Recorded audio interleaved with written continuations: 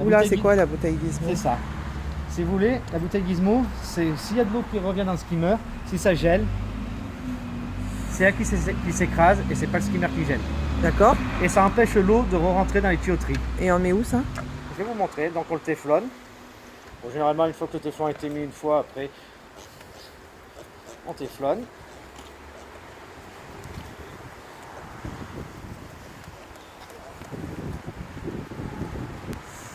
Ah, vous en mettez un paquet quand même. Ah, ben faut pas que l'eau rentre. Hein. Je ne vais pas creuser l'année prochaine parce qu'une tuyauterie a gelé. D'accord. Il faut que ça rentre dans le trou là en fait.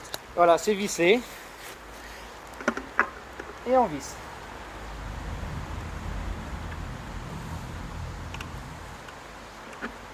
Et automatiquement, quand le niveau d'eau va remonter dans l'hiver, ou avec les pluies, comme ça, il n'y a pas de risque. La tuyauterie, il n'y a aucun risque que l'eau rentre dans la tuyauterie. On remet le couvercle. Et ensuite, on bouche les bus de refoulement et la prise balai. Donc, on prend le petit bouchon expansif. Expansif, pourquoi? Que quand on visse... Ça, c'était le bouchon qu'il y avait là-dessus là? Non, c'est notre bouchon que vous nous donnez. D'accord. Ça, après, c'est des genres de choses, ça peut durer 5, 10, 15, 20 ans si vous ne les jetez pas à la poubelle. Hein. Ah ouais, il ne faut pas les perdre. Voilà. Donc ensuite, on bouche. C'est les mêmes pour les bus et la prise Voilà. balai? On le met dedans et on visse. Comme ça, il va s'expanser, il va grossir en fait. Il grossit et ça empêchera l'eau, quand l'eau va remonter, ça empêche l'eau de rentrer dans la tuyauterie. D'accord. Voilà. Ça. Ensuite,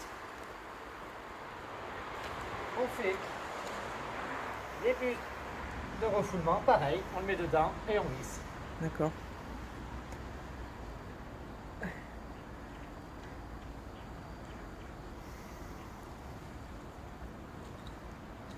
Et ensuite, pareil. Et là, la piscine. L'eau peut monter. Il n'y a aucun risque de gel. D'accord. Et après on Et couvre. ensuite, on met les flotteurs en diagonale pour éviter le gel de la piscine. Quel flotteur? Cela, flotteur d'hivernage. On met en diagonale pour éviter le gel. Allez-y, montrez-moi. Donc ça, on y assemble comme ça. D'accord.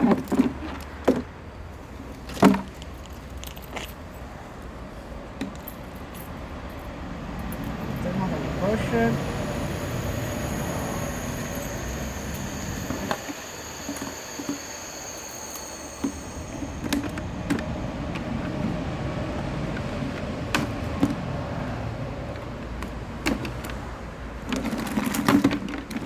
Et on les met en diagonale comme ça, eux, si jamais il y a du gel, ça évitera la piscine de geler et de causer des dégâts sur le revêtement.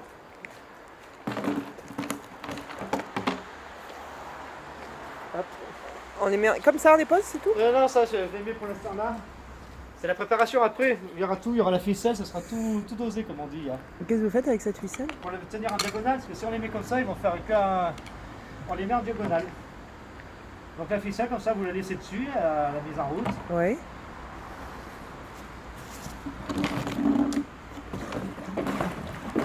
Et ça sert à quoi ça du coup? C'est pour éviter le gel de l'eau. Parce que ça bouge en permanence. Ça bouge en permanence, c'est toujours en mouvement. Parce que D'accord. sinon, le problème, c'est que si ça gèle, ça peut endommager le revêtement. Donc là, il sera ajusté, on le gardera comme ça pour l'année Voilà. prochaine. Et on l'accroche là.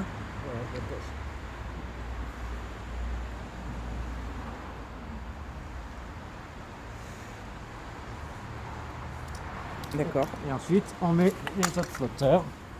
Comme ça fait une diagonale De chaque côté du coup? de chaque côté. D'accord. Et ça évite le gel. Parce que le problème du gel, il y a de la glace qui se forme. Que la glace se casse, ça fait faire comme une vitre qui se casse. Ça peut faire des micro-pointes et faire des micro pertes d'eau après sur le revêtement. Donc c'est quand même dommage Ouais, quand même. c'est dommage, ouais.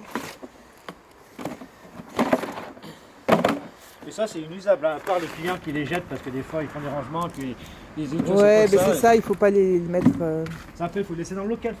dans le local. Et on en met combien sur la longueur du coup? 10. Ah, mais que d'un côté? On fait qu'une diagonale, oui. D'accord. Vous allez voir.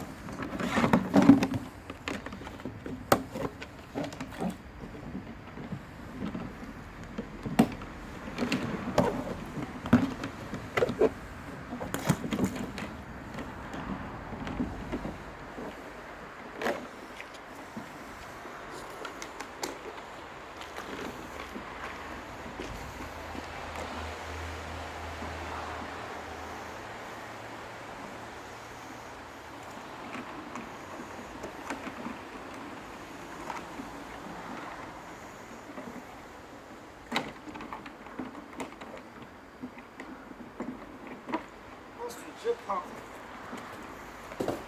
ma petite ficelle.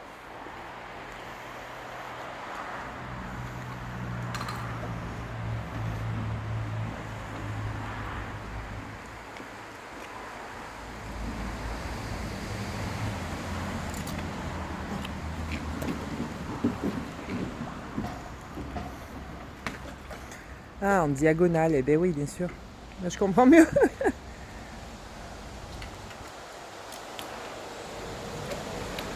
Et comme ça, au moins, hop, et on y rattache. Ici. Et comme ça, au moins, il y a tout, ça fait toujours un mouvement. Parce que même s'il y a une bâche, il y a toujours un peu du vent, il y a toujours un mouvement d'eau qui se fait. Nous, elle n'est jamais calme à 100%.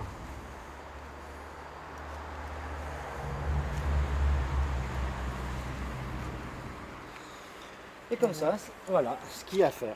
Ensuite, on met le produit d'hivernage. Oui. Donc le produit d'hivernage, comme je le disais Deux tout et à l'heure, demi. voilà. 20 mètres cubes. Un deux et demi. demi-bidon, donc le bidon va faire 2 hivernages. D'accord. Il y a du séquestrant calcaire, éviter que le calcaire se développe. Il y a un anti-algue, un antibactérien et surtout un produit qui facilite le nettoyage à mise en route et évite qu'il y ait des taches qui se fassent sur le revêtement dans l'hiver. Donc ça, on le prend, c'est gradué. Donc, On va à la moitié. et on en met un peu de partout.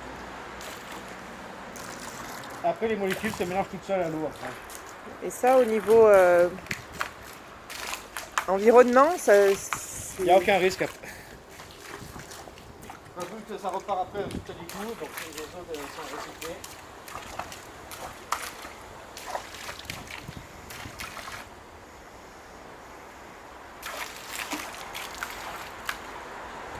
Et voilà. Ensuite, on le met dans le local et ça vous servira l'année prochaine. D'accord.